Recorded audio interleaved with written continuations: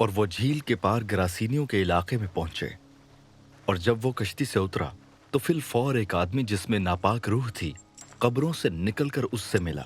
वो कब्रों में रहा करता था और अब कोई उसे जंजीरों से भी ना बांध सकता था, क्योंकि वो बार बार बेड़ियों और जंजीरों से बांधा गया था। लेकिन उसने जंजीरों को तोड़ा और बेड़ियों को टुकड़े टुकड़े किया था और कोई उसे काबू में न ला सकता था। और वो हमेशा रात दिन कब्रों और पहाड़ों में चिल्लाता और अपने तई पत्थरों से जख्मी करता था। वो यीशु को दूर से देखकर दौड़ा और उसे सजदा किया और बड़ी आवाज से चिल्लाकर कहा, ऐ यीशु, खुदा ताला के फर्जंद, मुझे तुझसे क्या काम? तुझे खुदा की कसम देता हूं, मुझे अजाब में न डाल। क्योंकि उसने उससे कहा था, ऐ नापाक रूह, इस आदमी में से निकल आ। फिर उसने उससे पूछा, तेरा नाम क्या है? उसने उससे कहा, मेरा नाम लश्कर है, क्योंकि हम बहुत हैं। फिर उसने उसकी बहुत मिन्नत की कि हमें इस इलाके से बाहर न भेज।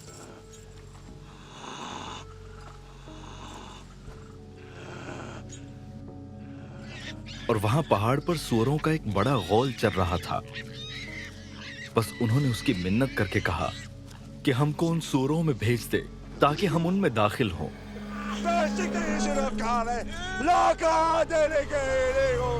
बस उसने उनको इजाजत दी और नापाक रूहें निकलकर सूअरों में दाखिल हो गईं। और वो गौल जो कोई 2000 का था कड़ाड़े पर से झपटकर झील में जा पड़ा और झील में डूब मरा। और उनके चराने वालों ने भागकर शहर और देहात में खबर पहुंचाई। बस लोग ये माजरा देखने को निकलकर यीशु के पास आए और जिसमें बदरूहें यानी बदरूहों का लश्कर था उसको बैठे और कपड़े पहने और होश में देखकर डर गए। और देखने वालों ने उसका हाल जिसमें बदरूहें थीं और सूअरों का माजरा उनसे बयान किया। वो उसकी मिन्नत करने लगे कि हमारी सरहद से चला जा।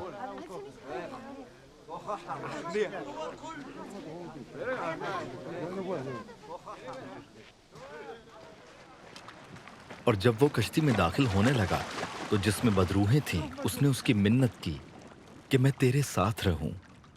लेकिन उसने उसे इजाजत न दी, बल्कि उससे कहा कि अपने लोगों के पास अपने घर जा और उनको खबर दे कि खुदावंद ने तेरे लिए कैसे बड़े काम किए और तुझ पर रहम किया।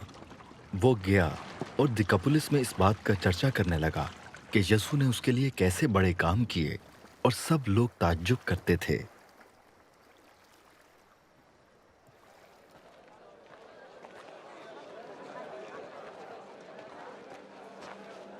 जब यीशु फिर कश्ती में पार गया तो बड़ी भीड़ उसके पास जमा हुई और वो झील के किनारे था। और इबादत खाने के सरदारों में से एक शख्स यायर नाम आया और उसे देखकर उसके कदमों पर गिरा और ये कहकर उसकी बहुत मिन्नत की कि मेरी छोटी बेटी मरने को है, तू आकर अपने हाथ उस पर रख ताकि वो अच्छी हो जाए और जिंदा रहे।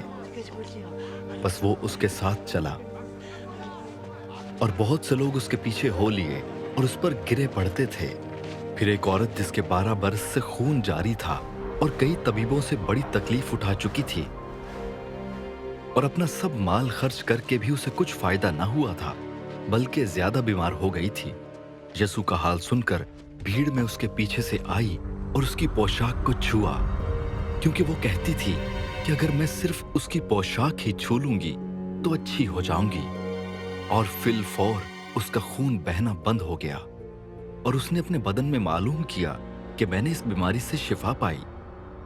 यीशु ने फिलफौर अपने में मालूम करके कि मुझ में से कुव्वत निकली, उस भीड़ में पीछे मुड़कर कहा, किसने मेरी पोशाक छुई? उसके शागिर्दों ने उससे कहा, तू देखता है कि भीड़ तुझ पर गिरी पड़ती है, फिर तू कहता है मुझे किसने छुआ? उसने चारों तरफ निगाह की ताकि जिसने ये काम किया था उसे देखे। वो औरत जो कुछ उससे हुआ था महसूस करके डरती और कांपती हुई आई और उसके आगे गिर पड़ी और सारा हाल सच सच उससे कह दिया। उसने उससे कहा, बेटी तेरे ईमान से तुझे शिफा मिली, सलामत जा और अपनी इस बीमारी से बची रह। वो ये कह ही रहा था कि इबादत खाने के सरदार के यहाँ से लोगों ने आकर कहा कि तेरी बेटी मर गई, अब उस्ताद को क्यों तकलीफ देता है। जो बात वो कह रहे थे उस पर यसू ने तवज्जो न करके इबादत खाने के सरदार से कहा, खौफ न कर, फकत इत्काद रख।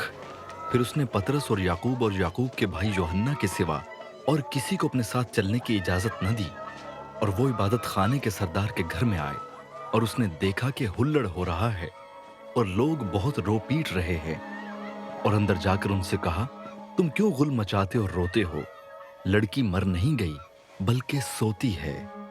वो उस पर हंसने लगे, लेकिन वो सबको निकाल कर लड़की के माँ बाप को और अपने साथियों को लेकर जहां लड़की पड़ी थी अंदर गया, और लड़की का हाथ पकड़कर उससे कहा, तलीता कूमी, जिसका तर्जुमा है, ए लड़की मैं तुझसे कहता हूं, उठ।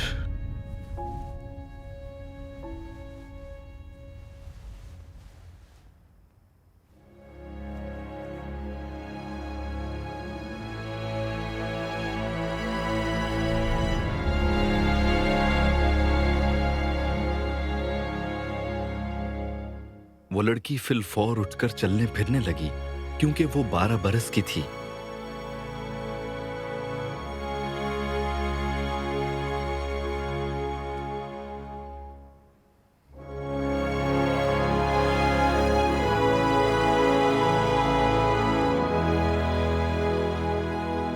इस पर लोग बहुत ही हैरान हुए। फिर उसने उनको ताकीद से हुक्म दिया कि ये कोई न जाने, और फरमाया कि लड़की को कुछ खाने को दिया जाए।